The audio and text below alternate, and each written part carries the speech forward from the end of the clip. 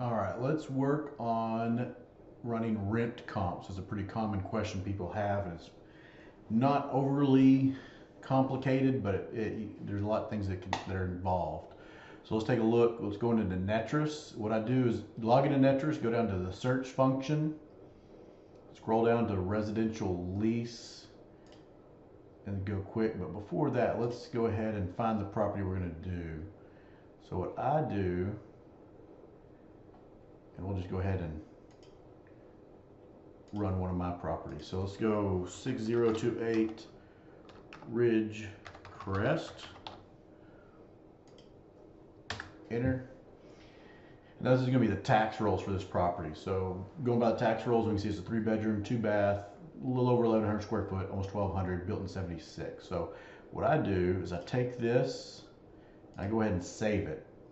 And the reason I save it is so that I can, if an owner has a question about how I came up with something, I can say, no, it shows it's 1,100 square foot. And if he tells me it's 1,500, I have a little ammunition on why I said it was 1,500. So I'll take this and then I'll download it. I'll save it in one of my file folders, but I've already got this somewhere, so I'm not going to worry about it. All right, so going back to the property. So we're going, again, search. We're going to do residential lease quick. And then what I like to do, when you're running sales comps, 90 days usually pretty good. On leases, there's not going to be as many of them in MLS, but it's really accurate, or it seems to be. I typically go a little farther back, maybe 180 days. If I've got a lot of properties, and I'll cut it down to 90. But you know, I'm recording this in January, so it's a little slower months as November, December. So going back farther would be good. So now let's go and type in the address in the search. Ridge Crest. A lot of times they'll self-populate. There you go. And right now it shows a 1/4 mile, but what I'm going to do is going to be a little different. If you know, this is going to be a single-family home, so typically you'd want to just say, I just want single-family homes on the property type. I don't spend a lot of time because most of what you're going to do is you're going to focus in specific neighborhoods. They're going to be all like properties anyhow, but it doesn't hurt to go ahead and put that in. So now it shows you got 2 matches, but let's go ahead and refine this a little better. We can go to the map. So this is right off of Hightower. I know this neighborhood pretty well. All the houses, they're right in this little section, are all built around the same time and all similar types. If you go on the north side of the street, it may be a different school district, and these are a little different type of homes. So you want to stay in the same type of neighborhood. And so the way you do that, you can do with a square or circle, but I typically draw my little shape. So what I'm going to do is start and draw my own shape.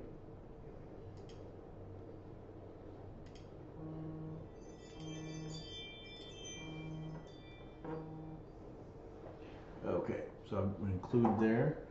Then I'm going to delete this right here because I don't want to get the outside the neighborhood. Now I've only got 2 houses. So I've got one that's 1,200, one that's 1,395 in the last 180 days.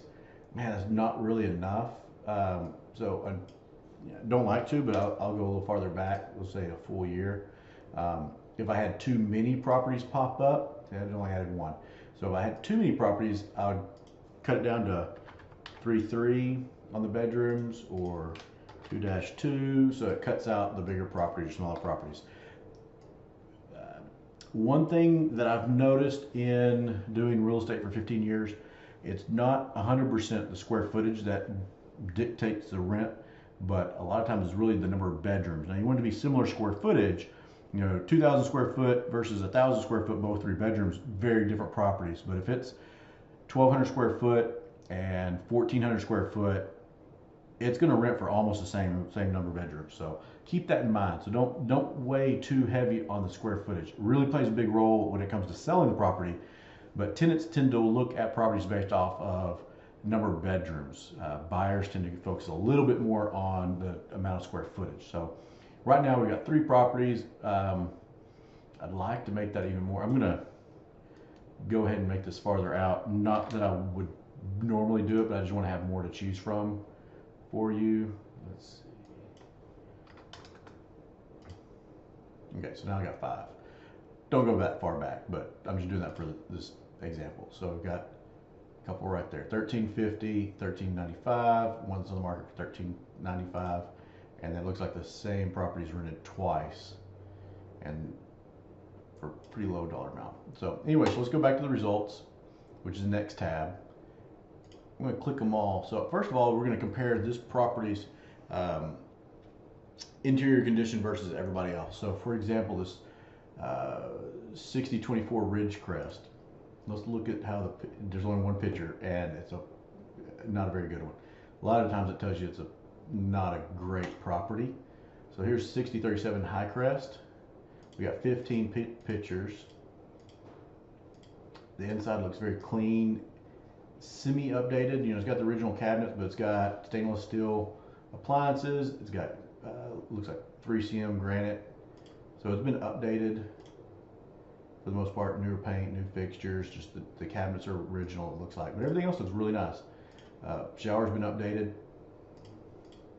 So we can sit here and look at that property that got 1395, and you can see why it's a little nicer property.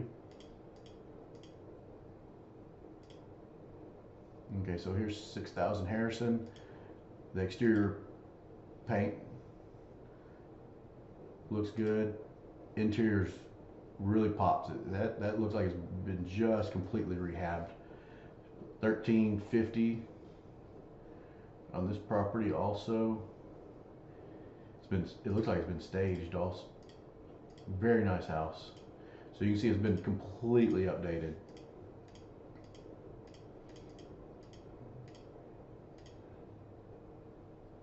Same cabinets though, but yeah, very nice house.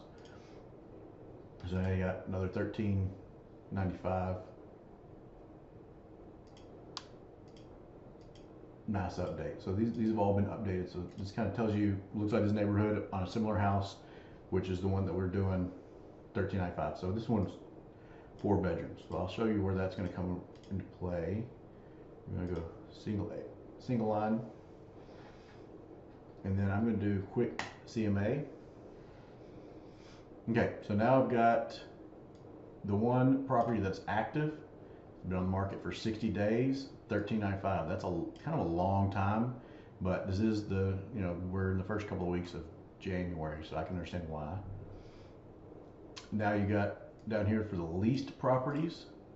You know, it's been, most of these 32, 48, 46, 11 days on the market, and you can see the dollar amount. So one important thing to note, 4 bedrooms. In this case, that 4th bedroom, if you see it, it only got $45 more than the 1350. So usually a bedroom is going to get $50 to $100. More often than not, it's closer to 100 than 50.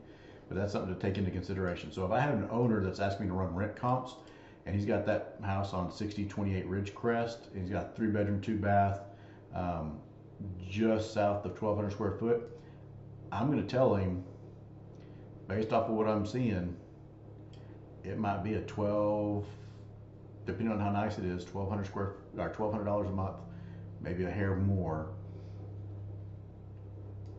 The similar square footage with 4 bedrooms actually got almost $200 more. So you can kind of see where the difference is on that.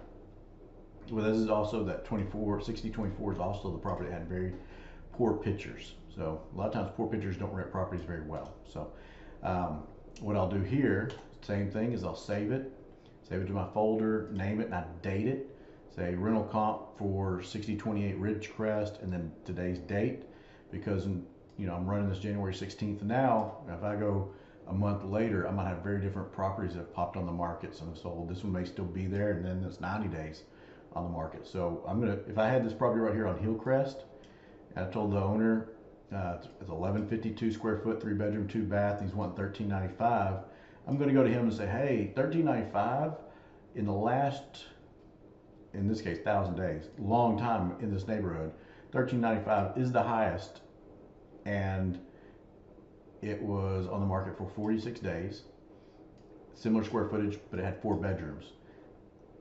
His house does not have 4 bedrooms, so it's kind of hard to justify 1395, and you can see why. It's not rented. So I would really be leaning towards something that's closer to the maybe 1,300 a month, maybe a little bit more. I've got my house, 6028 is, I think I've got that one at $1,200 a month. So I'm right in line with where it probably should be, and my house is not updated as nice. So something to keep in mind. So what I do is I send an email to the owner. I do the attachments with this, and then also the tax roll, so he can see what I've got. Tax roll is also kind of nice because when you are talking to a prospect owner, you're like, is this the who you're talking to? If it's not, then you might want to raise a question, because you know there could be somebody trying to do fraud, trying to rent out somebody's house. Haven't seen that happen much, but it could happen. So you want to know who you're talking to. So that is how I run rental comps. The other thing that you might want to do is send these to the owner so he can see the pictures of what they look like, and just type in their email address, and then BCC. I do this because I want to know what I sent them, so later on I can see what I told them it would rent for. You want to make sure you always keep a record, because you don't want an owner come back saying, yep, I'm ready to rent it, and then you forgot what you told them it would rent for. So always keep that folder with those rent comps in it, and those emails that show what you told them it would rent for, or your expectations. Also, never promise them, oh, your house is going to rent for $1,250 in 12 days. I say, this is what the market's done. It's 10 to 20 days on the market, and it's going to be $1,200 to $1,250 a month typically. I don't promise anything. I tell them this is what the market has done in the past. I would expect it to be the same going forward, but there's no guarantees. What we do guarantee is that we do our best in marketing. We're going to take as many photos as we can, maybe a video tour of the interior. We're going to put it out to every website known to man that's looking to rent houses.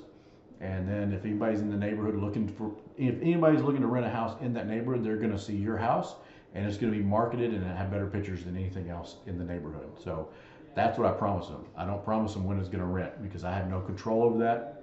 One of the things I tell people is I've got a college degree, but it's not in fortune telling, and I don't have a crystal ball, but I can show you what it's done purely off of numbers. So that is how to run rental comps. If you got any questions, feel free to reach out to me. You all have my phone number and email address. You can email me, Kyle, Kyle, at McCaw PM, which is MCCAW, P as in Paul, M as in Mary.com. Look forward to hearing from you if you've got questions. But that is how you use the MLS system in the Dallas-Fort Worth marketplace for running rent comps. Running houses similar. I'll do another one on that, but go out and rent some houses.